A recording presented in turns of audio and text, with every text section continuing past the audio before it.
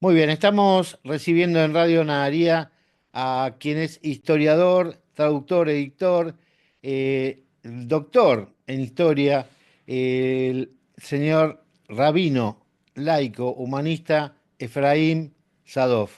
¿Cómo le va, Efraín? ¿Cómo estamos? Muy bien, muchas gracias Marcos por Bien, invitarme. bienvenido nuevamente a Radio Nadaría. Ya hemos tenido en otras etapas entrevistas en la etapa anterior de la radio, así que Así es. es un gusto Y enorme. felicitaciones que Radio Nadaría sigue avanzando y ampliando. Por suerte sí, pudimos volver, así que la verdad que sí, eso nos tiene muy contentos.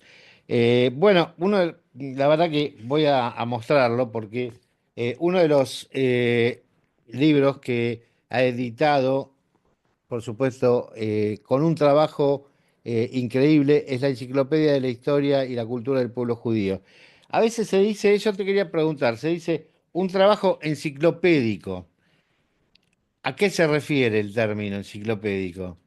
Y enciclopédico es algo que abarca, eh, que no se refiere a un solo tema específico y Ujú, profundiza, sino presenta en una manera muy amplia ujú. muchísimos temas, un universo hay enciclopedias que se llaman Enciclopedia Universal, creo que el Exacto. Espasacalpe se llamaba Enciclopedia Oh, Universal Espasacalpe. la Eh, Johnson, ¿Cómo? la Johnson, me acuerdo yo. También. O Es Jackson, decir, Jackson. que abarca muchísimos temas, Ujú, sobre una infinitud eh, de ámbitos ujú. Aspectos que y hacen al judaísmo. lo presenta en un orden determinado, generalmente es un orden alfabético, y Ujú. esa es la idea de una enciclopedia. No sé por qué enciclopedia se me acercaba a la palabra ciclopio, cuando dicen un trabajo ciclopio, y digo, enciclopedia tendrá que ver con eso, el origen de la Puede palabra. ser, porque es algo realmente Enorme, ¿no? muy grande, Ujú. es muy amplio, muy vasto. Bueno, Es, también dentro de tu edición y de tu traducción, hay otro libro importante que es Las reflexiones sobre el Holocausto de Yehuda Bauer. Yehuda Bauer es también uno de los más importantes historiadores del Holocausto, y la verdad que es un libro bastante conmovedor porque no es son reflexiones sobre el Holocausto. Amén de otras, ha tenido tratados, conferencias. Yo voy a rescatar del año 1998 una conferencia en la que él habló y dijo que dentro de los 10 mandamientos había que haber agregado tres adicionales, que tiene que ver, ustedes, vuestros hijos y los hijos de vuestros hijos nunca se convertirán en asesinos. Otro mandamiento que diría, ustedes, vuestros hijos y los hijos de vuestros hijos, nunca jamás os permitiréis ser víctimas, y ustedes, vuestros hijos y los hijos de vuestros hijos, nunca seréis espectadores pasivos de asesinatos masivos, genocidios o una tragedia similar al Holocausto. esas palabras él las dijo. Ujú, Él fue invitado para la primera vez que se conmemoró en el 27 de enero el Día Internacional de la mm, Shoah. Fue invitado al Bundestag, al Parlamento alemán, y ujú, dio un discurso muy profundo, muy enjundioso, que lo publiqué al final como apéndice en ese libro ujú. que citaste. Y esas palabras finalizaron su discurso, Ujú. y fue, a mi modo de ver, es uno de los leitmotivs que a mí me acompaña siempre cuando pienso en temas de Shoah y en temas de genocidios en general. Tenés otro libro hace poco publicado también, ¿no? Sobre el tema. Sí, en realidad, después de la primera enciclopedia que mostraste, yo publiqué una enciclopedia sobre la Shoah, Ah, ok. Shoah, Enciclopedia del Holocausto. Y a partir de ahí, los libros que traduje y edité y publiqué se refieren al tema de Shoah. El último libro que publiqué, que traduje y publiqué, es de Dina Porat, Ujú, Nakam, El título es Sobrevivientes de la Shoah en procura de una venganza masiva. Y la profesora Dina Porat lo que presenta en este libro es el grupo de vengadores de Nokmim que organizó Abba Kovner. En su mayoría eran, o en gran parte, eran excombatientes partisanos o víctimas Ujú, que sobrevivieron la Shoah, y el objetivo de ellos era el de, el objetivo de ellos era el de vengar de los alemanes el asesinato masivo que cometieron ujú. contra los judíos, vengar de los alemanes y de sus colaboradores de otras naciones. Ajá. ¿Y se llevó a cabo? Eh, ¿Sabes si tuvo la algún desarrollo? planificación fue bastante desarrollada. Se hicieron, se escribieron novelas o se hicieron dos películas en Ujú. los últimos años sobre este tema. Caminando sobre el agua es una, En ¿no? definitiva, así como querían, no se llevó a cabo.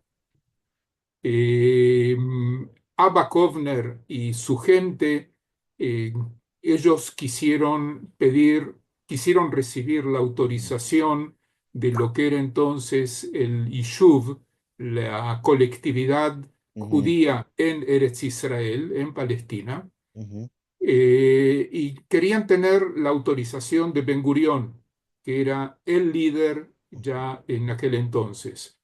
Y Ben Gurión y toda o gran parte de la dirigencia sionista del Yishuv decidieron que no se debe hacer. En un diálogo que justamente lo cita Dina Porat en su libro que tuvo Ben Gurión con Abba Kovner, le dijo, si lo que vos querés lograr, sin matar 6 millones de alemanes, que es lo que ellos querían, o mm, lo que se imaginaban que iban a hacer, sin matar 6 millones de alemanes, me trajera de vuelta a mis judíos vivos, entonces probablemente lo haría. Pero esto no va a ayudar en nada, simplemente va a crear primero va a ser algo no humano, es ujú, decir, es algo injusto de ujú, matar a gente inocente, porque la idea era envenenar aguas de una ciudad mm, y estaba a punto de hacerse, pero no se hizo. Técnicamente estaba todo armado, pero la dirigencia le dijo a Abba Kovner, a su gente, no hagan eso, y no se hizo. No contaban con la venia. Bueno, en buena hora que no se hizo, Sí, así es. por un lado. Por otro lado, hoy estamos viviendo, bueno, yo tuve la oportunidad justamente de participar esta semana en el acto del 80 años del levantamiento del gueto de Varsovia, que se hace acá en el kibutz Lojamea Getahot, y una de las encargadas de los discursos cerró diciendo que hay que imponer la educación por sobre la venganza, que hay que terminar y borrar el término venganza de nuestro vocabulario y imponer el término educación, ¿no? Que eso es lo que va a ayudar a superar digamos, todo lo que vivimos, según ella. Bueno, me pareció que era un aporte. Eh, Y es un aporte, sí, yo podría comentar de eso, la idea de venganza que así como la formulaba Abba Kovner, ujú, tenía en cierto modo un rol educativo, que nunca nadie se anime a cometer una matanza de este tipo, porque lo que le va a pasar va a ser lo que trae la venganza. Es muy problemático, es cierto, es muy problemático, pero es importante destacarlo. Respecto a la educación, eh, quiero comentar algo. Hace 2, 3 días, una amiga mía ujú, que dirige una red educativa, Unvad Jinuj, una red educativa judía en América Latina, una red muy importante educativa, escribió en su blog que ella siempre pensó que el antisemitismo, la mejor manera de combatirlo es con la educación. Y ella escribe, el último tiempo estoy empezando a dudar de lo que pensaba. Yo creo que a todos el 7 de octubre nos ha movido mucho las estructuras, ¿no? Aquellos que siempre estuvimos del lado de la paz, aquellos que siempre estuvimos del lado de la creación quizás de un Estado palestino, creo que en este momento, eh, no digo que uno está ni siquiera en contra de eso, pero mm, nos lleva al pensamiento de si realmente va a ser una solución, si Es decir, que hay que realmente... tener mucho más cuidado, pero yo creo que ella se refería a, a las olas que esto Ujú, causó en el mundo, en todas ujú. las Américas, en el mundo europeo, la ola de antisemitismo, que El efecto pensábamos que colateral. el antisemitismo ya había sido doblegado. Yo personalmente me confieso que yo pensé que, bueno, el antisemitismo ya es algo del pasado, especialmente en Europa, en América Latina, en Estados Unidos, Canadá, y vemos que no. Y para eso quiero mencionar a un muy querido amigo mío, el doctor Isaac Goldenberg, Zichro Lebraja, que él fue presidente de la DAIA en los años 60 y después hizo Alía y fue muy activo aquí. Y él decía, contra el antisemitismo, la única solución es combatirlo. Ujú, Y él se refería a lo que en muchos lugares se está haciendo desde entonces, que es combatirlo en forma legal. Por ujú, un lado, estar preparado para cierta defensa, para ujú. defensa física, Sí, pero combatirlo en forma legal con las legislaciones en los diversos países, así como en su momento, lo doy solo como ejemplo, se creó en Argentina el INADI claro, claro. y Eh, que el INADI luchaba contra el antisemitismo y también contra esta toda la institución discriminación, ¿no? De todo con tipo. toda exacto, contra toda discriminación y la organización, la DAIA, la Organización Central Judía Argentina, Ujú. era aliada del INADI en la lucha contra la discriminación, por ejemplo, contra los bolivianos que venían a trabajar a Argentina. Sí, Es sí. decir, la lucha legal contra la discriminación, yo creo que tiene que ir junto con la educación. Sí, yo creo que también, bueno, también la época a la que te referís, los 60, 70, fueron épocas de surgimiento de tacuaras, surgimiento de algunas agrupaciones nacionalistas con Z, que provocaron casos muy famosos de daño a personas de la colectividad judía. eh, y bueno, ahí es donde surge un poco ese espíritu que bien decía que hay que Isaac Goldenberg. defenderse. Isaac Goldenberg que tiene que ver con la defensa, ¿no? Sí, pero ese trabajo, el trabajo con el INADI se realizó en los años 90, Sí, a partir del año 2000, 2000. durante muchas décadas, hicieron un Ujú. trabajo muy efectivo. Sí, yo también creí que el antisemitismo estaba, no sé si terminado, porque siempre uno sabe que hay algunos exponentes, pero nunca pensamos que en lugares muy insólitos, ¿no? Muy insólitos volvería o aparecería, porque hay lugares donde nunca había aparecido. En los claustros americanos, por ejemplo, nunca ha habido, por lo menos que yo tuviera antecedente o conocimiento, nunca ha habido registro de actividades tan antisemitas, ¿no? Tan virulentas.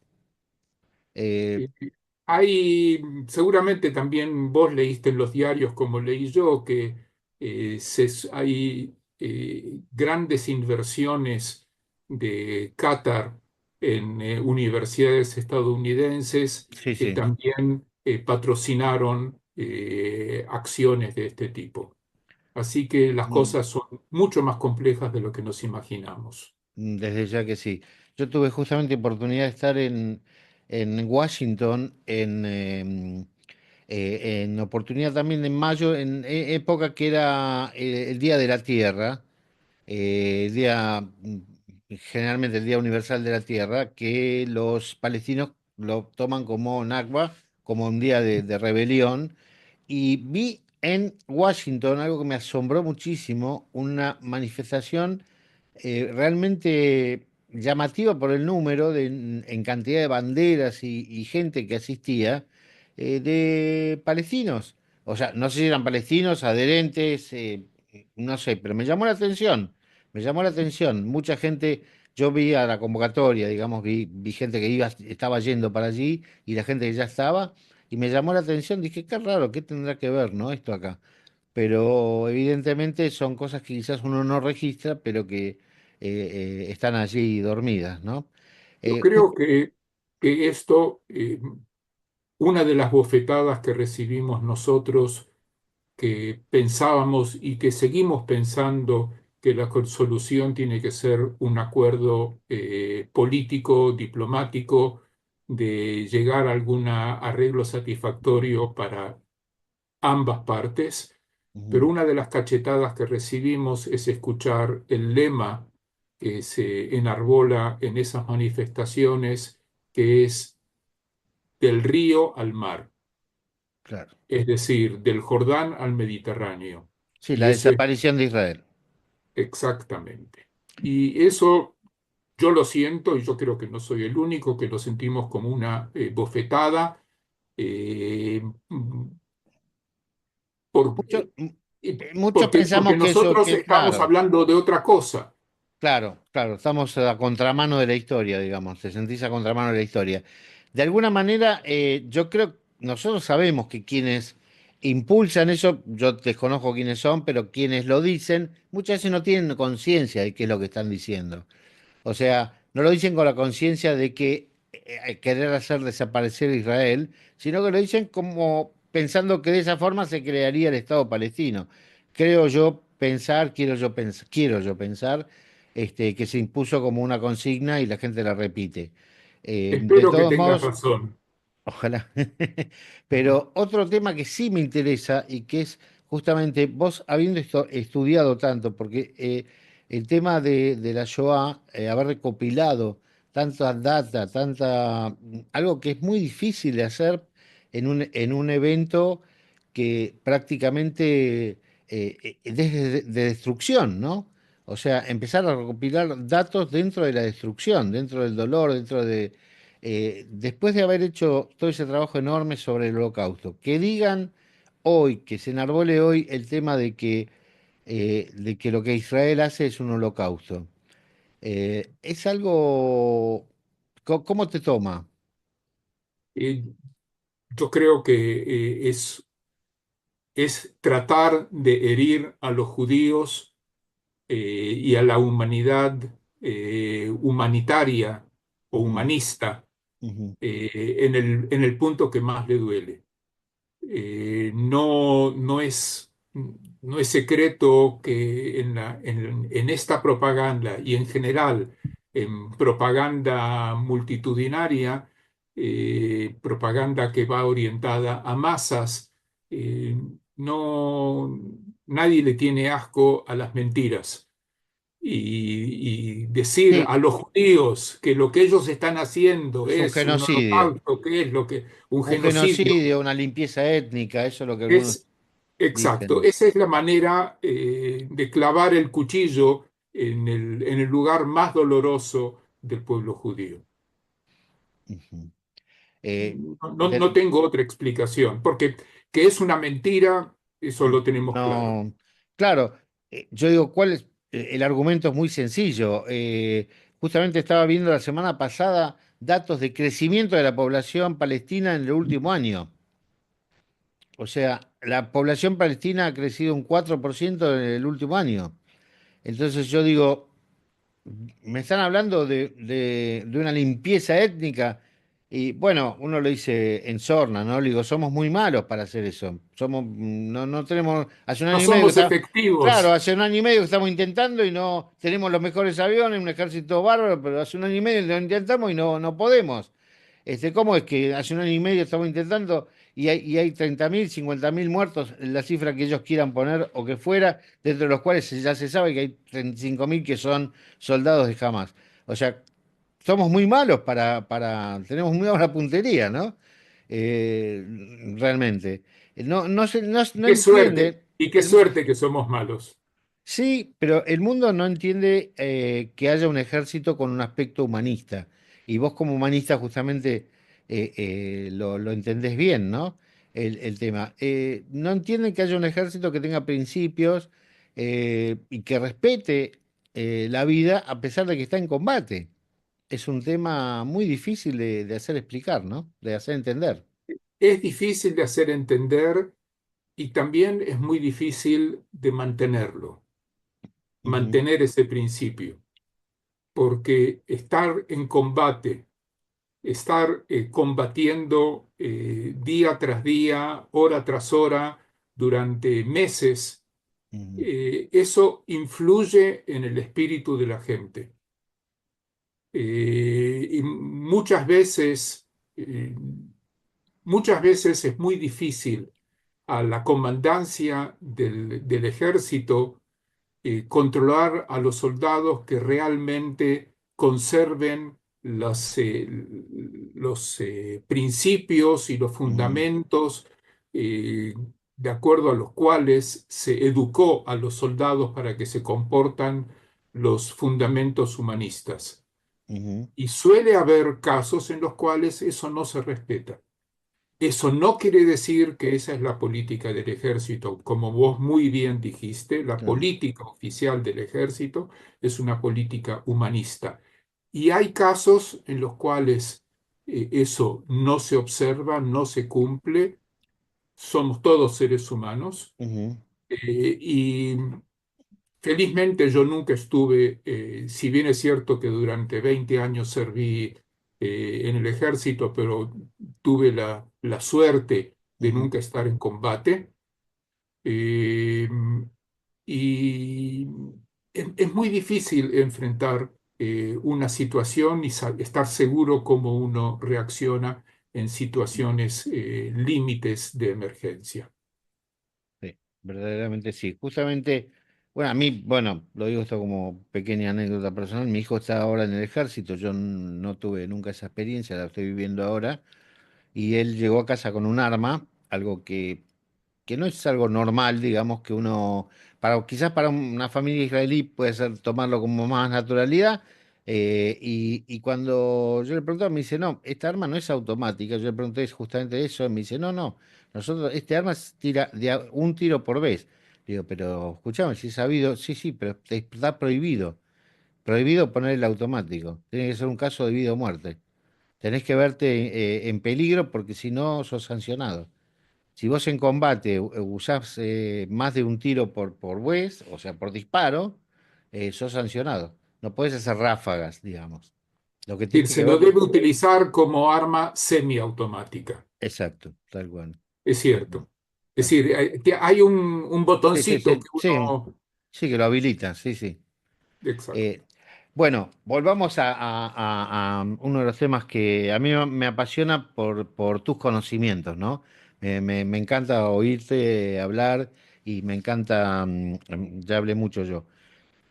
Contá vos un poco más. ¿Cómo crees que se vive hoy el Holocausto a 80 años del levantamiento del gueto de Varsovia?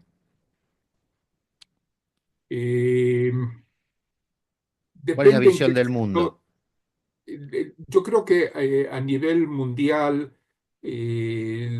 hay sectores inmensos de la humanidad que conocen lo que ocurrió y que se horrorizan de lo que ocurrió y consideran que eso nunca debe repetirse y son conscientes de que la humanidad puede caer seres humanos pueden caer en esos horrores. Lamentablemente, la idea de un genocidio no desapareció. Ujú, Vos mencionaste a mi maestro y amigo, el profesor Yehuda Bauer, ujú. Zichro Libraja, falleció hace un año. Ah, Eh, y él, cuando se jubiló, entró a actuar muy activamente en una organización internacional para evitar genocidios. wow.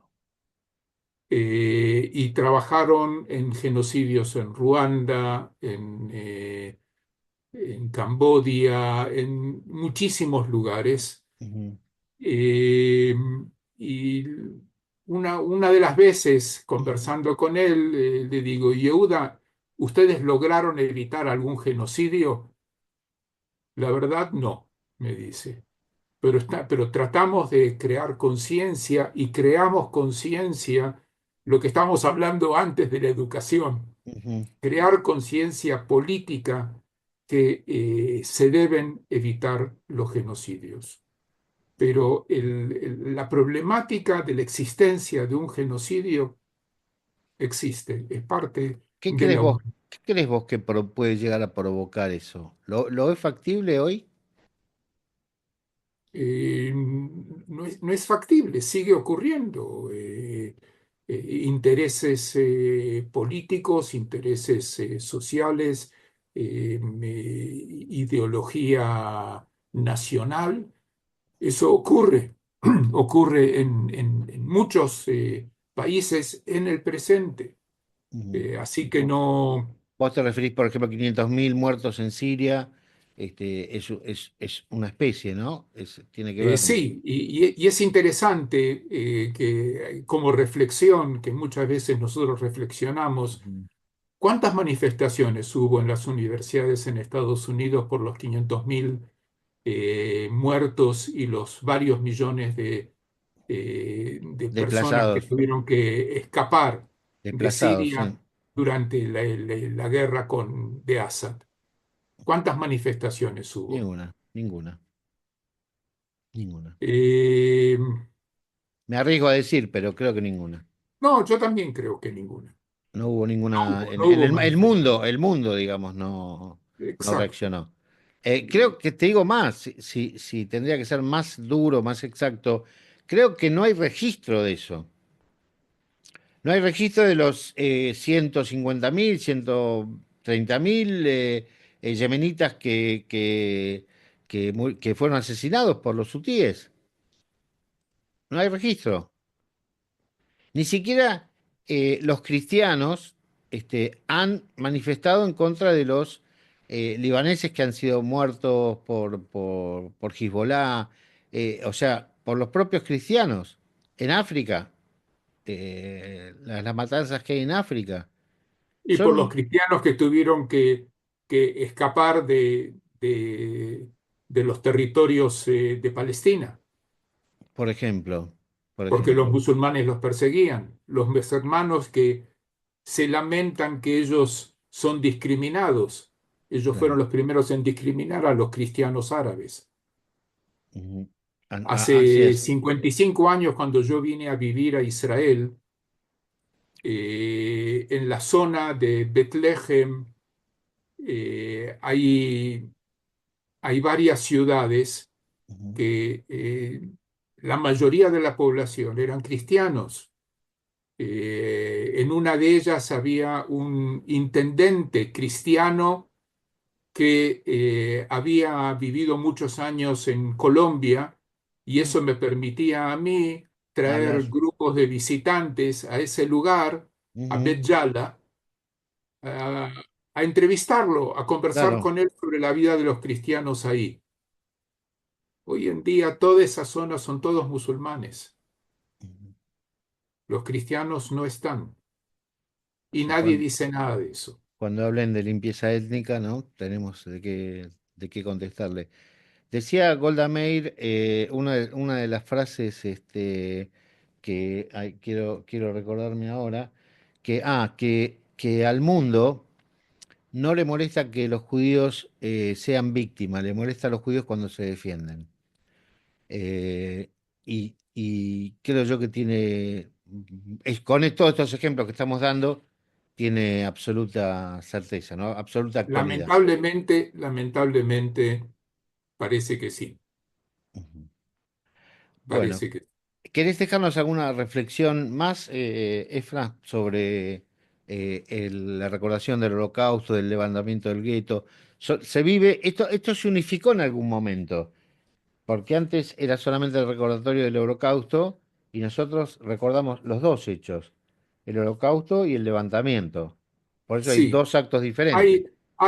Hay sectores dentro del pueblo judío que recuerdan justamente el levantamiento del gueto y la recordación de la Shoah que se realiza en Israel y que la mayor parte del pueblo judío la aceptó como fecha de recordación, es en una fecha del calendario hebreo. Mm. Eh, es cierto, son dos cosas distintas. Eh, digamos, el levantamiento del gueto se lo tomó como emblema. eh, no fue el único gueto donde hubo levantamientos. No, no, Hubo muchos levantamientos en diversos lugares y hubo mucha. También en campos de exterminio hubo rebeliones, muy limitadas porque eran muy difícil, pero en claro. Sobibor, por ejemplo, hubo Ujú. un levantamiento. En Auschwitz hubo un intento de organizar un levantamiento. Eh, pero si hablamos de levantamiento o reacción, yo creo que es importante eh, mencionar que la juventud judía, o no tan juventud, pero digamos, eran gente en los años 20 de su vida, los años 30 Ujú. de su vida, todos los que estamos hablando de los rebeldes de los guetos, ¿cuántos Ujú. años tenían? Jóvenes Estaba chicos, sí, sí. a fines de la adolescencia, tenían 20 y pico de años, esos eran Sí, los sí, sí, líderes, sí, sí, incluyéndolo a Mordejai Anilevich. tal cual. Pero yo quiero mencionar algo, si tenemos 2, 3 minutos, quiero Tenemos, contar. por supuesto que sí.